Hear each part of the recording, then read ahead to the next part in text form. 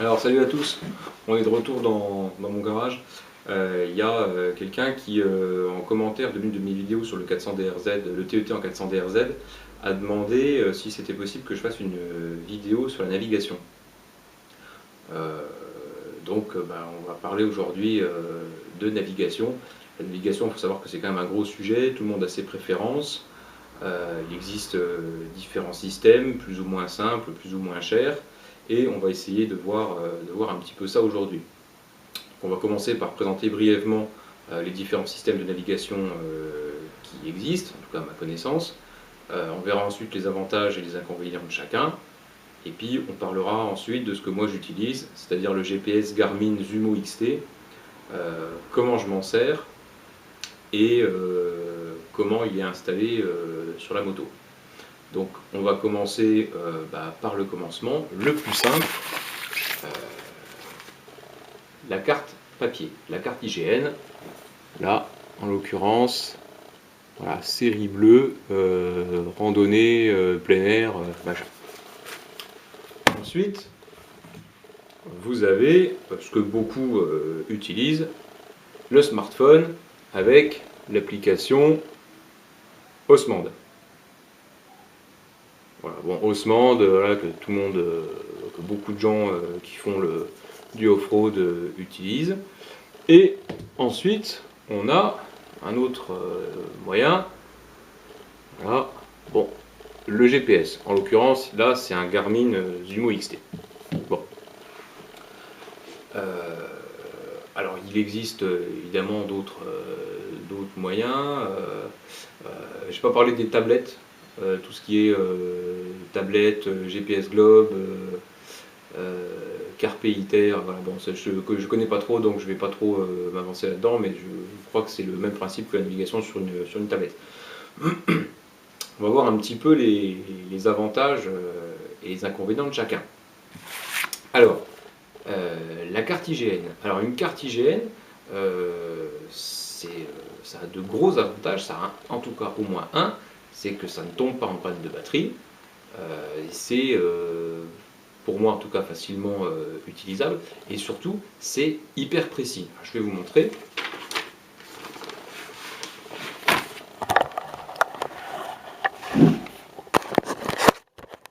C'est hyper précis. Vous avez les routes départementales. Voilà, ici, là, la D1, la D11. Vous avez les cours d'eau, vous avez les chemins. Alors si c'est un trait noir plein, c'est que c'est un chemin un peu important. Si c'est un chemin en pointillé, c'est que c'est un chemin un petit peu plus petit. Si c'est un chemin ici, un trait blanc, c'est qu'en général c'est un chemin assez important, un chemin blanc, des fois un chemin un peu revêtu, qui peut être revêtu. Bon, si vous savez utiliser correctement une carte IGN, ça a une précision redoutable. Vous pouvez savoir exactement où vous êtes, puisque la précision elle est de 1,25 millième. Et vous pouvez également savoir si vous allez avoir affaire à une côte, enfin à une montée, à une descente, si vous allez, est-ce qu'elle va être raide, pas raide, est-ce que vous allez au contraire être perpendiculaire à la pente. Par exemple, si vous prenez ce chemin-là là, qui part d'ici, bon je le connais celui-là, hein, qui monte là, bah vous voyez ici les traits, je vais avancer un peu, je sais pas si ça va mettre au point, voilà, les traits orange là, où vous avez des chiffres, donc là 332, 317, 215 et puis ici 212, ça c'est les courbes de niveau. Donc plus les traits sont rapprochés, plus la pente, plus ça grimpe, quoi. Et le chiffre il vous donne l'altitude. Donc là par exemple, on est, j'arrive pas trop à voir autour de la caméra, là on est à 212 mètres, hein, l'altitude au-dessus du niveau de la mer, on est à 212 mètres, et quand on monte en haut de la côte, eh ben on arrive au plus haut à, bon par exemple voilà, ici on est à 338, donc tout ce trait là, il est à 338 mètres. Donc vous passez de 212 mètres à 338 mètres, donc c'est-à-dire que vous gagnez 120 mètres en altitude. quelques centimètres sur la carte, donc en quelques centaines de mètres. Donc évidemment, moins vous avez de centimètres pour gagner en hauteur, plus la montée est raide, et inversement. Parce que là, on voit que le trait, il coupe perpendiculairement les courbes de niveau. Si maintenant, comme par exemple ce trait-là, il suit à peu près la courbe de niveau, et ben ça veut dire que le chemin, en fait, il est parallèle il est perpendiculaire à la pente.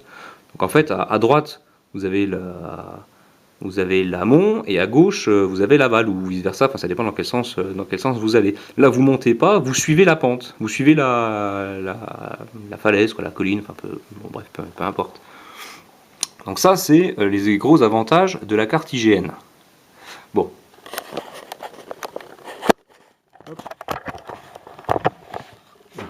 Ensuite, l'inconvénient, par contre, l'autre avantage de la carte IGN, c'est que, évidemment, on ne tombe pas en panne de batterie. On ne tombe pas en panne de batterie, on ne tombe pas en panne de réseau, il n'y a pas un bug d'écran, on n'a pas besoin de configurer, de passer des heures sur l'ordi à configurer je ne sais quoi. Là, vous prenez votre carte, vous suivez votre trait, et puis vous savez où vous êtes, vous savez où vous allez, dans quelles conditions, en tout cas de terrain, vous allez rencontrer. Le problème, c'est évidemment, l'inconvénient, c'est la lecture pendant qu'on roule. Pour lire une carte IGN sur la moto, il faut une sacoche de réservoir avec un lecteur de carte. Alors autant sur les motos de route, ça pose pas de problème. Sur les gros trails, bon, il y a toujours des sacoches avec des lecteurs de cartes. Sur une enduro ou sur un petit trail, c'est plus compliqué.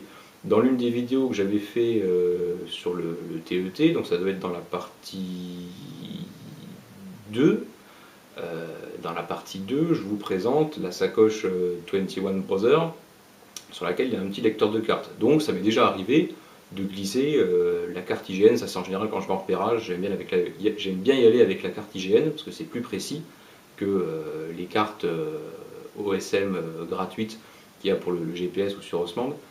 C'est plus précis, donc j'aime bien y aller avec la carte IGN, mais il faut un support pour tenir la carte sur la moto.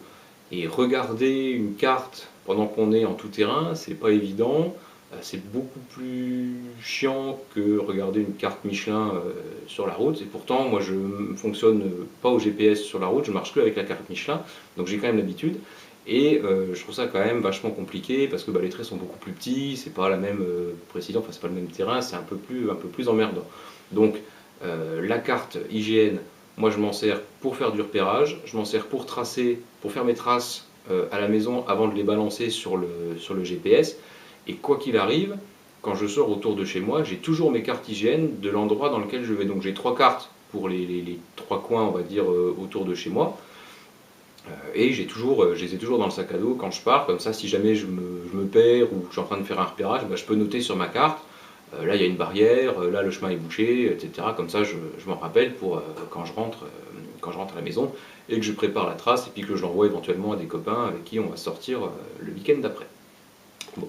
Ça, c'était. Et il y a un autre inconvénient, c'est que la zone couverte par la carte ici, elle est toute petite. Elle fait. Allez, sur le terrain, ça fait quoi 40 ou 50 km. Ça fait un carré de 40 ou 50 km, donc c'est pas très grand. Si vous voulez faire tout le TET avec tes cartes IGN, il va vous falloir 50 cartes IGN, c'est pas possible. Donc voilà, c'est un peu l'ancêtre, on va dire, de ce qui se fait actuellement, mais c'est bien d'en avoir et c'est bien de savoir s'en servir, ça peut toujours servir. Ensuite, on va parler du téléphone.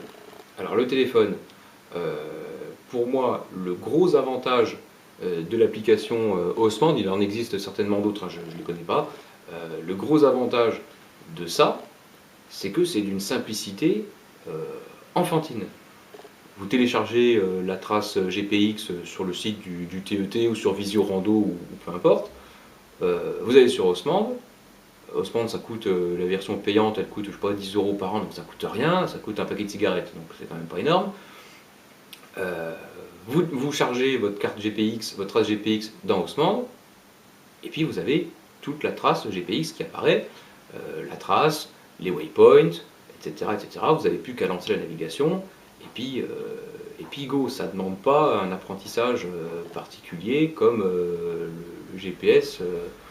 Voilà, les applications, elles sont vraiment d'une utilisation enfantine.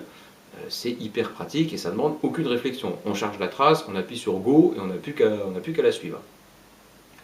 Le gros inconvénient pour moi des téléphones, c'est dans leur nom, hein, c'est que c'est un téléphone. Au départ, c'est un téléphone. C'est pas fait pour être en plein soleil pendant des heures, c'est pas fait pour être secoué, c'est pas fait pour être dans la poussière, c'est pas fait pour tourner en mode navigation toute la journée, etc. La batterie, elle va s'épuiser quand même vachement vite.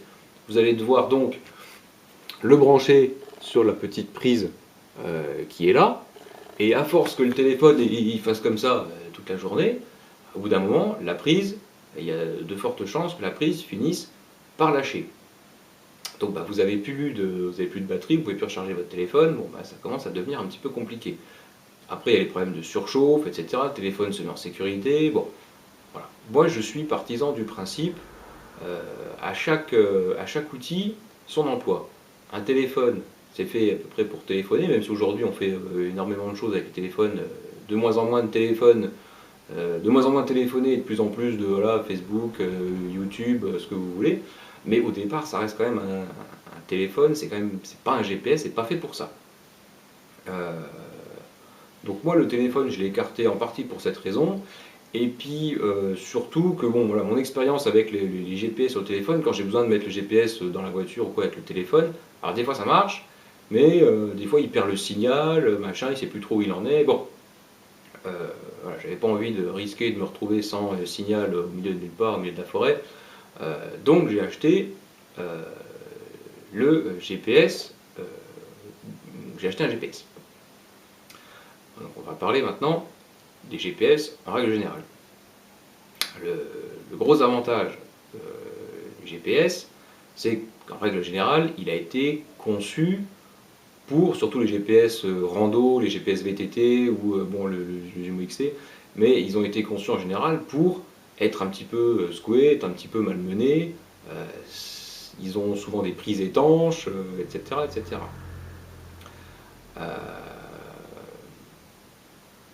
Par contre, l'inconvénient, déjà, c'est le prix, parce qu'en général, la GPS, c'est quand même pas donné. La lisibilité de l'écran, elle n'est pas toujours top. La navigation entre les menus, c'est souvent archaïque. Et la prise en main, elle est parfois un petit peu compliquée, un petit peu déroutante. Quand j'ai eu le Garmin Zumo XT là, au début, je me suis arraché les cheveux. Je me dis, mais c'est pas possible, on est en 2020. Il y a des applis où on a juste à cliquer sur la trace à charger, on a tout qui apparaît à l'écran. Et là, il faut être ingénieur à la NASA pour savoir comment ça se passe, pour comprendre comment ça marche. Donc il y a un petit temps d'apprentissage qui peut en rebuter certains. Bon, moi j'ai appris à m'en servir, maintenant je sais m'en servir, mais je me sers quasiment que de la fonction suivi de traces. Parce qu'on verra qu'il y a plusieurs fonctions dans le GPS. On va clôturer cette partie sur les avantages et inconvénients de chacun comme ça. Voilà, le GPS, il a l'avantage d'être costaud, précis, etc., ce que vous voulez. Par contre, l'inconvénient, c'est que l'apprentissage, souvent, est un petit peu plus laborieux qu'avec un téléphone. Bon, ceci étant dit, maintenant, on va voir vraiment comment j'utilise mon Garmin Zumo XT. Alors, c'est parti. Alors, je vais vous montrer maintenant comment moi j'utilise la navigation par GPS avec mon Garmin. Alors la première chose que je fais, quand j'utilise une trace qui est déjà faite, par exemple la trace du TET, je vais la télécharger sur le site du TET. Bon, en l'occurrence, voilà, c'est l'icône, enfin le fichier GPX, il se télécharge ici. J'ai un fichier spécial, voilà, où je mets toutes mes traces, voilà, et je les ouvre avec Basecamp. Donc Basecamp, c'est un logiciel de cartographie Garmin, qui au départ est livré, si je me rappelle bien, parce que c'est vraiment que je l'ai fait, sans cartographie. Vous pouvez mettre les cartographies que vous voulez. Donc moi j'ai été chercher des cartographies gratuites, OSM, ou voilà, j'en ai trouvé une autre qui s'appelle Freizeitkarte, donc c'est de l'allemand, ça veut dire carte liberté, carte gratuite. Et c'est donc c'est tous les deux la même précision, hein, OSM ou Freizeitkarte, c'est la même précision. C'est malheureusement moins précis que les cartes IGN. Par exemple ici, si je zoome, alors on est là, on est au même endroit que je vous ai montré tout à l'heure sur la carte IGN. Normalement, ici, vous avez un chemin qui monte. Alors là, on ne le voit pas. Sur la cartographie OSM, là, on ne le voit pas. Par contre, sur la carte IGN, ce chemin apparaît. Donc, pour reprendre l'exemple d'une de mes traces, par exemple, vous voyez, donc là, elle apparaît ici. Je vais rapprocher un peu la caméra. Voilà, hop. Si je l'enlève, vous voyez, il n'y a pas de trait, il n'y a pas de chemin. Là, par exemple, il y a un chemin, et là, il n'y en a pas, d'après la carte. Hein. Alors que quand je fais afficher ma trace, là, vous avez le trait de la trace qui apparaît, et puis ici, elle rejoint le chemin. Sauf que sur le terrain, bah, effectivement, ici, il y a bien un chemin, puisque je le descends à pied, ou en moto. Bon, bref, peu importe. Maintenant, si vous téléchargez le fichier voilà, du TET, vous retrouvez avec la carte de France, toutes les lignes, etc. Bon. Moi, donc, et tout ça, là, c'est tous les petits points là, que vous voyez là, c'est des waypoints. Alors, il y a un peu de tout. Il y a les restos, il y a les stations essence, il y a des bunkers de la guerre, il y a des hôtels, il y a des restos, bon, il y a un peu de tout. Qu'est-ce que j'allais dire? Voilà. Moi, ça me permet, en ouvrant sur Basecamp, ça me permet de regarder un petit peu par où passe la trace. Voilà, je sais qu'on passe par telle ville, je sais que là on prend un chemin, je sais que là on prend une route, je sais que là on rentre dans un bois, je sais que on va faire par exemple 150 km à peu près, il y a à peu près 150 km entre Nancy et Troyes par exemple. Je sais que voilà, ça me permet de me préparer un petit peu au niveau de l'essence, savoir à peu près où chercher, etc., etc. Bon, une fois que j'ai regardé un petit peu tout ça, machin, il y a deux solutions pour envoyer la carte, la trace sur le GPS. La première solution, c'est de connecter le GPS à l'ordi et d'envoyer donc le fichier là, qui est le fichier GPX, de l'envoyer directement avec le câble fourni avec le GPS dans un fichier GPX qu'on a créé dans la racine du GPS. Ensuite, une fois que ça c'est fait, alors, dézoomer, hop, une fois que ça c'est fait, ici dans Appli, Tracé, voilà, j'ai mes sections qui apparaissent, etc. Sauf que quand on passe par ce biais-là, donc là, voilà, je clique dessus, voilà, j'ai le tracé, donc j'ai le tracé qui apparaît, sauf que là vous voyez, il n'y a aucun waypoint qui apparaît. Donc on n'a pas les sites culturels, bon ça limite c'est pas trop grave, mais on n'a pas les stations essence, on n'a pas les hôtels, on n'a pas les campings qui ont été rajoutés lors de la création de la trace. Ça nous amène donc à la deuxième façon d'utiliser, de charger la trace sur le GPS. On va retourner sur l'ordi. Donc j'ai toujours mon fichier GPS. Celui-là, je le prends, je me l'envoie à moi-même par Gmail. et je le télécharge avec mon téléphone. Ou je branche mon téléphone à l'ordi avec le câble et puis je charge la trace GPX sur mon téléphone. Ensuite,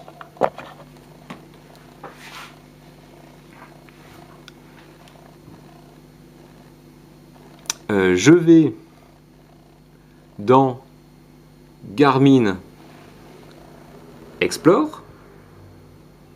Voilà.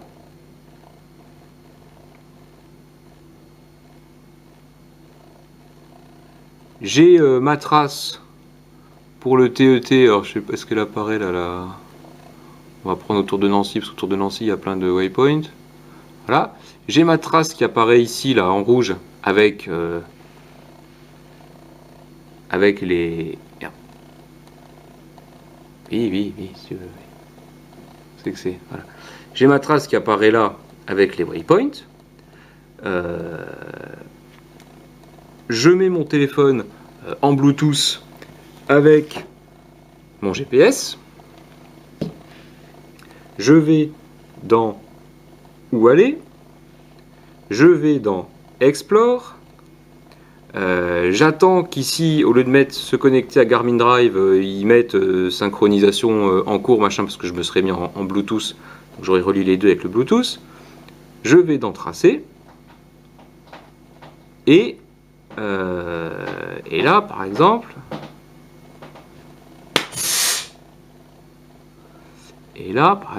voilà, et ben, on voit bien. Je suis désolé, j'ai un peu de mal à filmer en même temps que je tripote le GPS. Alors, on est où, la Mercourt? Voilà. Et là, on voit que la trace apparaît avec tous les waypoints. Donc, c'est une manipulation supplémentaire que j'ai eu quand même beaucoup de mal. Alors, qui est simple, hein, une fois qu'on vous l'a dit, une fois que vous savez que vous devez passer par Garmin Explore, bah, ça va très vite. Sauf que, évidemment, au début, j'ai eu de grosses difficultés à comprendre pourquoi ce putain de GPS, il voulait pas.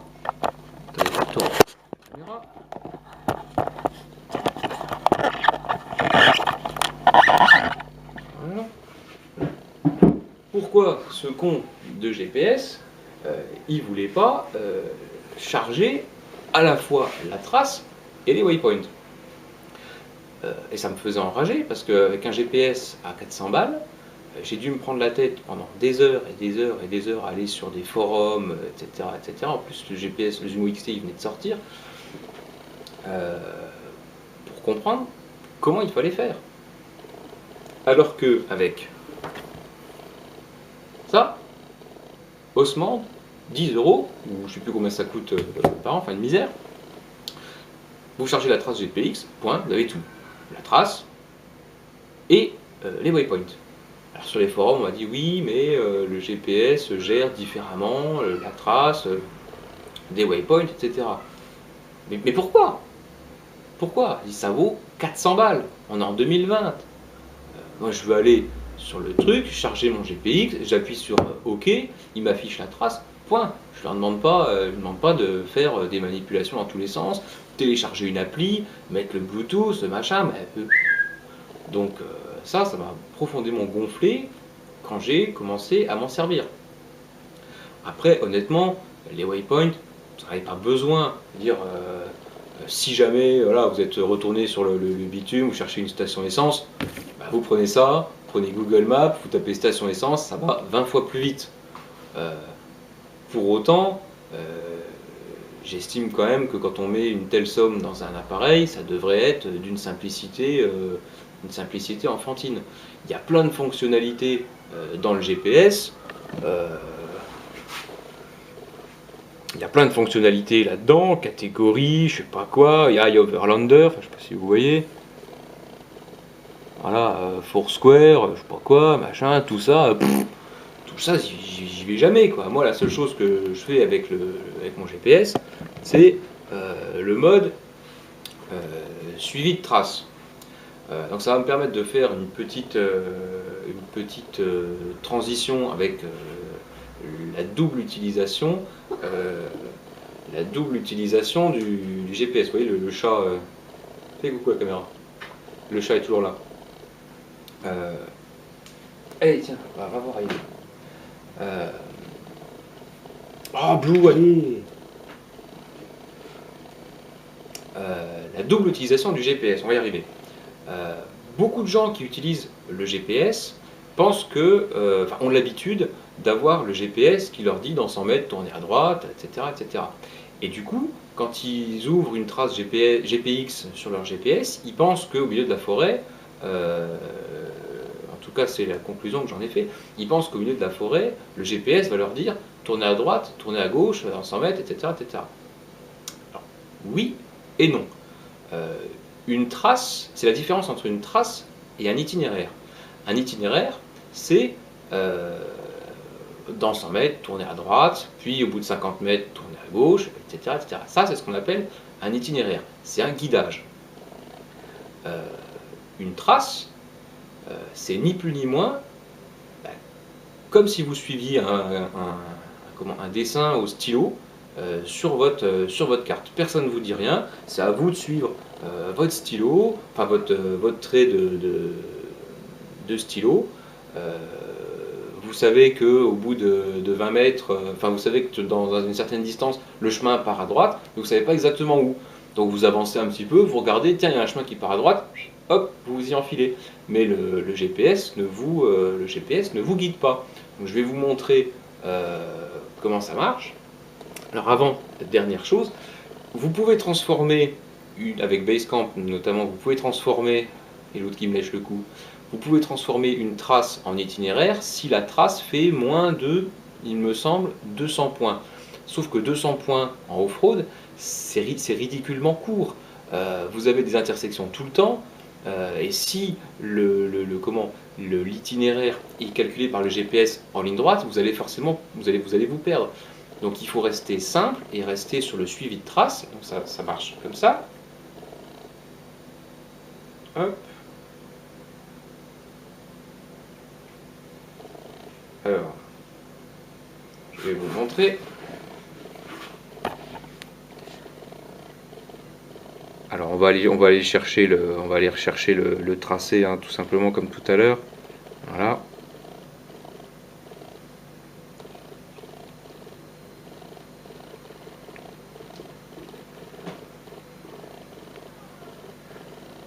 Voilà. Bon, moi elle est en rouge. Donc vous savez que quand vous arrivez ici, vous allez avoir votre curseur de moto qui va se déplacer le long de cette ligne rouge. Mais c'est à vous, arrivé là, de prendre le carrefour, de prendre la bonne direction pour redescendre de ce côté-là, etc. Ça, c'est ce qu'on appelle le suivi de trace. C'est très important de comprendre la différence entre le suivi de trace et le guidage par itinéraire. Arrivé ici, vous voyez, vous avez le curseur de la moto qui va suivre le trait rouge. Si arrivé ici, vous prenez dans l'autre sens, le GPS, il vous dit rien. Hein. Vous partez dans l'autre sens, puis vous allez sortir de la carte, et puis voilà. C'est à vous de faire en sorte que votre curseur moto reste sur le trait rouge. Alors après, vous jouez évidemment sur...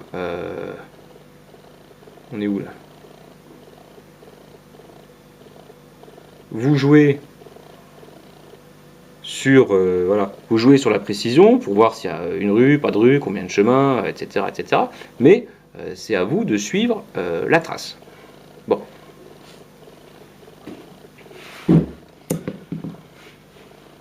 Alors c'est un peu déroutant au début pour ceux qui ont l'habitude du GPS avec le guidage où on vous dit de tourner à droite, tourner à gauche. Je vois beaucoup de gens sur le groupe Garmin, Zumo XT, sur le groupe Facebook, etc. qui demandent pourquoi ça ne marche pas. Simplement parce que le suivi de trace doit rester un suivi de trace. Vous avez votre trace qui est affichée sur l'écran, vous avez au-dessus, voilà, vous avez votre trace qui est comme ça, vous avez au-dessus votre curseur de la moto, et puis c'est à vous de vous débrouiller pour que le curseur suive la trace. Si à un moment vous vous éloignez, là, vous avez deux solutions, ou c'est parce que la précision du GPS ou la trace n'est pas hyper précise, ou c'est que vous êtes gouré de chemin. Il y avait deux chemins qui prenaient à droite, vous avez pris le premier alors qu'il fallait prendre le deuxième. Donc au bout d'un moment, quand vous voyez que vous êtes vraiment plus sur la carte, que vous vous éloignez, vous arrêtez, vous faites demi-tour, vous allez voir un peu plus loin s'il n'y a pas un chemin qui part. On en revient au problème du détail de la carte. Avec une carte d'une précision comme ça, en règle générale, ça n'arrive pas. C'est le gros problème que je trouve aux Zumo XT, c'est que c'est un GPS qui est vendu comme le premier GPS off-road, adventure, machin, ce que vous voulez. Mais, comme je l'indiquais dans la vidéo sur le TET, la cartographie fournie n'est pas une cartographie topographique. En tout cas, il n'y a pas la cartographie avec la précision de la carte IGN au 1/25 millième. Cette cartographie, elle existe pour d'autres GPS. Mon pote, il avait le Garmin Montana 600, 610, 620, 600, je ne sais plus combien. Lui, il a trouvé la cartographie topo de type IGN. Donc lui, il a, sur toute la France, la même précision que ça. Alors que moi, j'ai la précision que je vous ai montré tout à l'heure sur Basecamp, c'est la même, c'est-à-dire qu'il y a des chemins qui ne sont pas matérialisés sur l'écran alors qu'ils existent dans la réalité. Quand on est autour de chez soi, c'est pas très grave. Quand on est dans une région qu'on ne connaît pas et qu'on cherche à rejoindre un camping, par exemple, ou un lieu de bivouac, et qu'il n'y a pas tous les chemins qui apparaissent, c'est quand même un peu plus emmerdant. Bon, j'ai fait un peu le tour de la question sur la navigation. On va monter sur la moto et je vais vous montrer un petit peu comment c'est monté, même si ça va être un peu redondant par rapport à ce que j'avais déjà évoqué dans la vidéo sur le TET. Allez, c'est parti.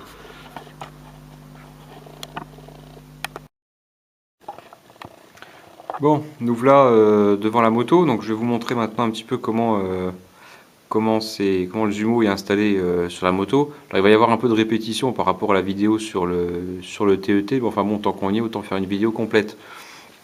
Donc Garmin livre son Zumo XT avec un système de branchement avec une prise pour brancher sur la batterie.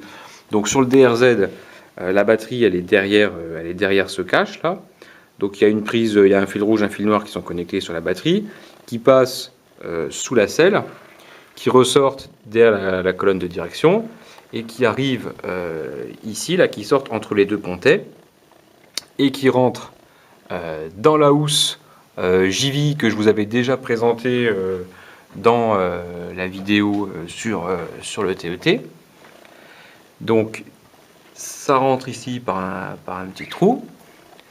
Et donc ça, c'est la prise qui se connecte au GPS. Donc c'est quand même autre chose que les petites prises pour téléphone. Alors il y a deux modes de branchement du GPS à la moto. Vous avez donc la grosse prise, là l'emplacement pour la grosse prise avec les petits picots de connexion. Et puis vous avez ici cet emplacement pour chargeur, mais cet emplacement, moi je l'utilise uniquement pour charger le GPS à la maison. Puisque ça c'est pareil, c'est le genre de petite prise qui à mon avis si elle est trop secouée, à mon avis ça va finir par se dessouder. Donc il y a cette grosse prise là, qui est maintenue, alors je sais pas si on voit, qui est maintenue en fait avec un ressort pour le fixer. Donc ça bouge pas.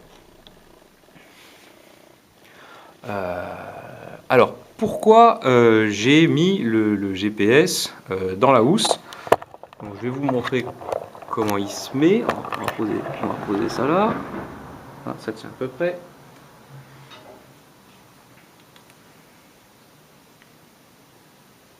Donc, voilà, le GPS il est comme ça. Il va là-dedans.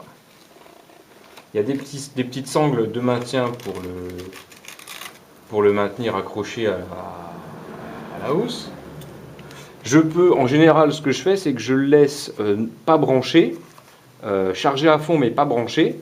Comme ça, il va vider un petit peu sa batterie.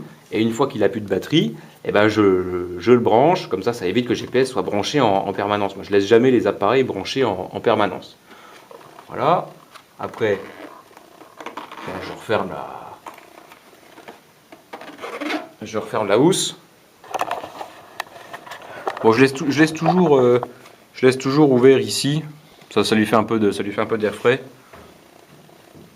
Donc du coup, voilà, quand je suis sur la moto, alors je peux le voir en étant assis, Et puis quand je suis debout, j'arrive un petit peu à voir l'écran, ou alors faut que je me recule un peu. Mais bon, en règle générale, quand on fait de la navigation, quand on voit que c'est un chemin qui va être direct, enfin, comment on dit, qui va être tout droit pendant un certain temps, on peut rouler debout. On n'est pas obligé de regarder tous les 20 mètres la piste, quelle tête elle va avoir. Donc, du coup, eh ben, voilà, afficher carte. Bon là, j'ai pas mis de carte, donc on va pas trop voir. Mais faut que j'aille le chercher. Donc on va aller là, appli, tracer. Voilà, bon, on va prendre ça, peu importe.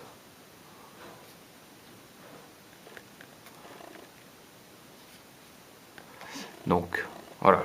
Quand vous faites une importation de trace normale, vous avez la trace qui apparaît sur l'écran comme ça. Alors là, il y a le petit point d'interrogation qui clignote parce que comme je suis dans ma cave, il capte pas bien le signal GPS, donc le temps qu'il trouve et tout. Bon.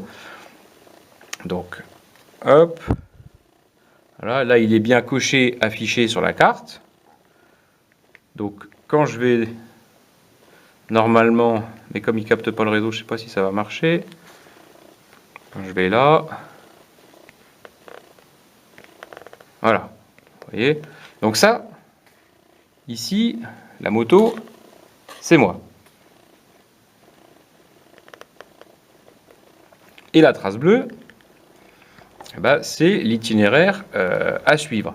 Donc bon, moi je le prends là, je me déplace un petit peu et la moto va suivre le trait bleu. Et quand je vais arriver ici au croisement, donc ma moto va arriver ici. Je sais que là, il y a un virage à droite. Donc un petit peu avant, je me prépare à tourner. Je sais qu'il y a un chemin qui doit aller à droite. Si à un moment je vois que je suis sur ce trait vert là qui descend, ça veut dire que j'ai tourné trop tôt. Et si je suis sur l'autre d'après, là, ça veut dire que j'ai tourné trop tard. Donc je vais avoir ma moto qui va s'éloigner de la trace. Donc je vais faire demi-tour et je vais revenir ici chercher si j'ai pas loupé un chemin. Alors moi, quand je fais mes traces, comme je l'ai fait avec Google Maps, IGN, etc., du coup, je me débrouille toujours pour faire des traces le plus précises possible. Quand vous téléchargez des traces toutes faites, la précision va dépendre en grande partie du soin avec lequel le traceur a tracé sa ligne. Si c'est là, par exemple, entre le point là, donc là vous avez un point ici, un point là et un point là. Donc il y a deux traits. S'il y avait juste le point du haut et le point là, eh ben, la ligne, elle serait toute droite entre ces deux points. Donc la précision, eh ben, forcément, elle en serait un petit peu altérée. Alors après, vous n'êtes pas neuneux, hein, vous êtes sur un chemin, vous voyez qu'il n'y a qu'une solution. Bon, vous avancez, vous finissez par retomber sur la trace. Il ne faut pas non plus se prendre la tête pour que ce soit au millimètre près. Moi, quand je fais mes traces, j'aime bien que ce soit bien fait. Quand les mecs du TET ils font leurs traces sur des centaines et des centaines de kilomètres, ils vont pas faire forcément, ils vont pas faire mètre par mètre, quoi. Ça, c'est à peu près logique. Donc voilà. Donc là, du coup, voilà, vous roulez, puis vous avez la petite moto qui se déplace sur l'écran, enfin la carte qui défile, on va dire, sous le curseur. Quand la luminosité baisse, ça veut dire que j'ai plus de batterie. Donc à ce moment-là, je m'arrête.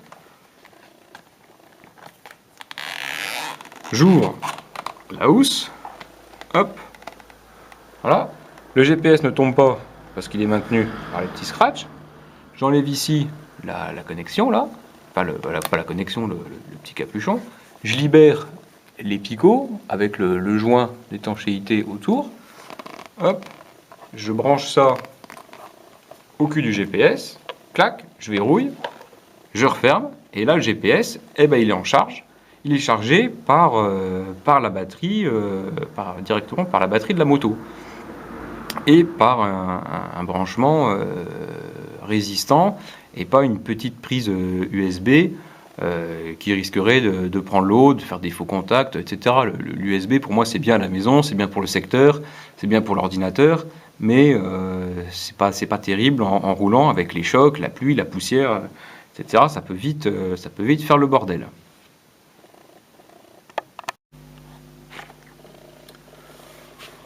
Voilà, donc on a vu un petit peu les différents modes de navigation qui existaient, avec chacun leurs avantages, leurs inconvénients. Je vous ai montré un petit peu comment j'utilisais le Zumo XT. Je vous ai montré comment il était installé sur la moto.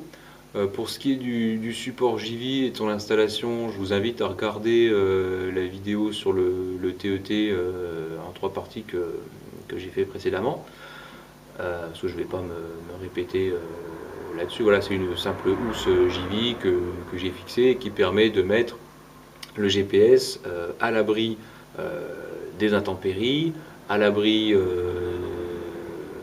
de la poussière, à l'abri et surtout à l'abri des chocs. Parce que vous tombez dans un pierrier ou quelque chose comme ça, le GPS, même s'il est censé être costaud, s'il tombe sur un caillou, le GPS il est mort, quoi. Donc voilà, là au moins il est dans une housse qui est assez épaisse, qui va bien le protéger. Et bon, jusqu'à présent, ça fait à peu près un an que je m'en sers, j'ai fait pas mal de sorties.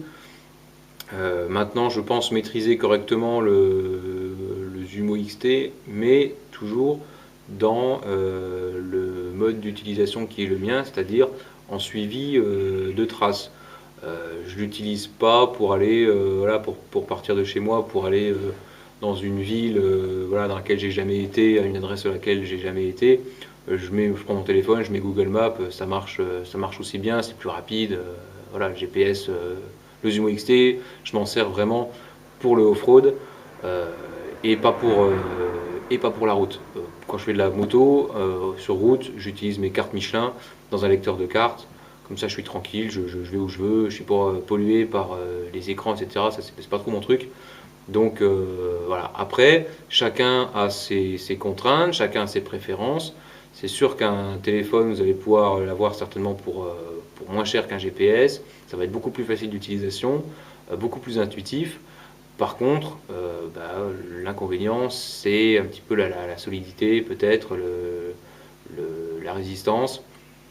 Le GPS sera peut-être plus costaud, mais un petit peu plus compliqué à appréhender.